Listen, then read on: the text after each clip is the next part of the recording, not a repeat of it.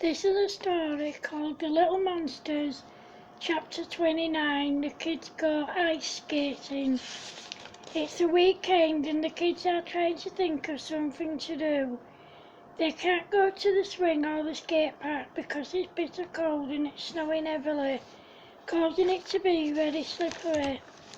They're all at Kicker's house and Kicker's mum says, "Have you kids figured out what you want to do yet?" "No, Mum," said Kicker. Then Stampy had an idea. "I know, there's a new ice skating rink not far from the bowling alley. We could go ice skating." All their mums were also at Kicker's house and they gave their kids some money and off they went to the ice skating rink. On their way there, they called at the joke shop to buy some fart sweets, fart gas and burp sweets.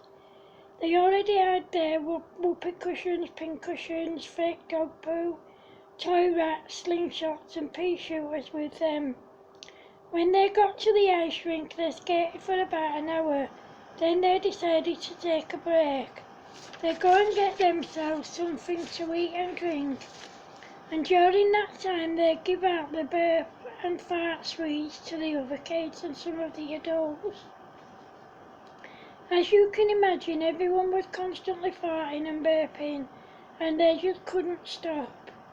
Everyone went back on the ice rink and the smell from their farts was really horrible. Of course, the kids thought it was hilarious. Then they saw a couple of boys about 14 years old picking on a little girl who was no more than 6 years old.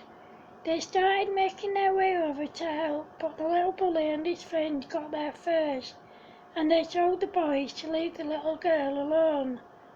The staff told the boys to leave and they did. The kids skated for about another hour and then they went home. The next day they went back to the ice rink and on their way there they called at the joke shop again and bought some burp and fart sweets, some itching powder and the new fart bubble gum that they saw that made people fart worse than the fart sweets did. They took everything to the ice rink. When everyone skated past them, the kids threw itching powder on the back of their necks. They then handed out the fart gum to other people, causing them to constantly fart. When everyone left the ice rink, the kids followed them, and when they sat down to have something to eat and drink, the kids put fart gas in their drinks and broke up soft fart sweets and put the bits in people's food when they weren't looking. When everyone went to sit down, the kids put whoopee cushions on their seats, and when they sat down, the whoopee cushions deflated, making a really loud farting noise. Then the kids upped their game by putting stink bombs underneath the whoopee cushions. When anyone sat down, not only did the whoopee cushions make a bad farting noise, but the stink bombs caused a horrible smell. The kids thought this was really funny.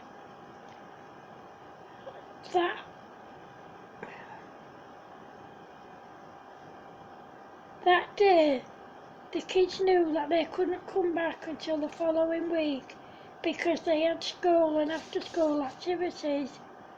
This gave them more time to up their game. When they went back to the ice rink the following weekend, there was a competition on. The kids went round and put several stink bombs and whoopee cushions on all the seats. When everyone sat down, the whoopee cushions deflated and the stink bombs deflated, causing a horrible smell. This meant that the competition had to be delayed for about 10 minutes. During this time, the kids went round and secretly put fart gas in everyone's drinks when they weren't looking. This caused everyone to constantly fart during the competition. Halfway through the competition there was an interval and the kids seized the opportunity to put fake dog poo on everyone's seats when no one was looking. When the audience sat down, the fake dog poo made a squashing noise and smelled like real dog poo. When the competition finished and the winner was announced, members of the public were allowed on the ice. The kids went round the ice rink, sprinkling itching powder on people's necks. Then, as the kids were leaving, they threw huge stick bombs onto the ice rink and into the refreshment area. The next day they took their pea shooters and slingshots onto the ice rink with them, and they secretly fired dried peas and wet bits of paper at the other skaters. Then they put the toy rats on the ice rink, causing everyone to scream and to think they were real. Then the kids went into the refreshment area and did the same thing in there. Next time the kids went to the ice rink, they put toy snakes that looked, moved and made hissing noises like real snakes, causing everyone to scream. They did the same thing again in the refreshment area, causing people to scream again. The next day when they went back to the ice rink, they upped their game by putting pink cushions on all the chairs in the refreshment area. When anyone sat down, they sat on the pink cushions, causing them to jump up, howling in pain, much to the amusement of the kids. Then the kids saw a member of staff coming towards them, but thankfully they went straight past them.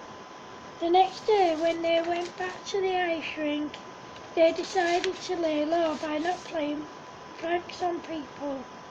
Of course this didn't last very long, because the next day they started playing pranks on everyone again. This time they put toy cars on the seats on the outside of the skating ring. When anyone sat down, the cars beeped and it sounded like farting noises. Then they put toy spiders that moved on the seats, and when anyone sat on them, they bit their bums, causing them to jump up, howling in pain. After this, the kids put stink bombs on the seats and fart and burp gas in everyone's drink, causing everyone to burp and fart constantly. Then they pretended that they were sharing their sweets with everyone, but they weren't real sweets. They were burp and fart sweets. Everyone started to constantly burp and fart, and the kids thought it was hilarious. The next time they went to the ice rink, they sprayed fart gas everywhere, which left a horrible smell. They didn't just spray it like air freshener, they sprayed it on people, making them smell really bad. By this time, someone who knew the kids told the staff that it was them who were playing pranks on people. The staff told them to leave, but they just ignored them and carried on skating and playing pranks on people. When they stopped skating, several members of staff grabbed them, but Kika managed to get free. She went behind all the male members of staff and kicked them as hard as she could in between their legs, causing them to fall to their knees, howling in pain with their eyes rolling, and the rest of the gang managed to get away. They made a run for it, but when they went back the following weekend, the staff wouldn't let them in. Then a load of other customers were going in, so the kids hid amongst them and sneaked in. Again they played lots of pranks on people, and as soon as they saw the staff coming towards them, they went and hid, and the staff didn't know where they were. As soon as they thought it was safe, the kids came out of hiding, but a member of staff grabbed Stampy and Creeper, so Kicker kicked him in between his legs really hard. This caused him to fall to his knees, howling in pain with his eyes rolling, and he let go of Stampy and Creeper. What the kids didn't know was that someone had told their parents what they'd been up to at the ice rink, and they went to get them.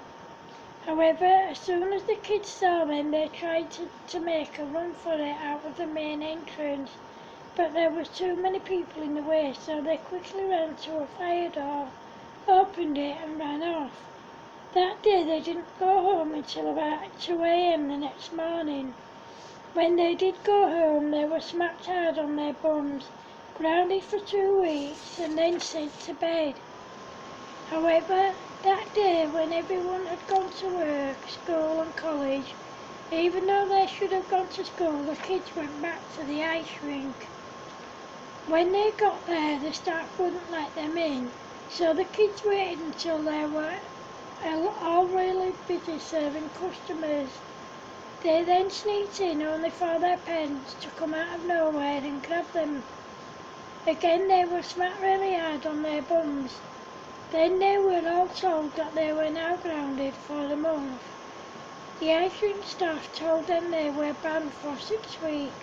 This didn't bother the kids because there was another ice rink not far away from that one.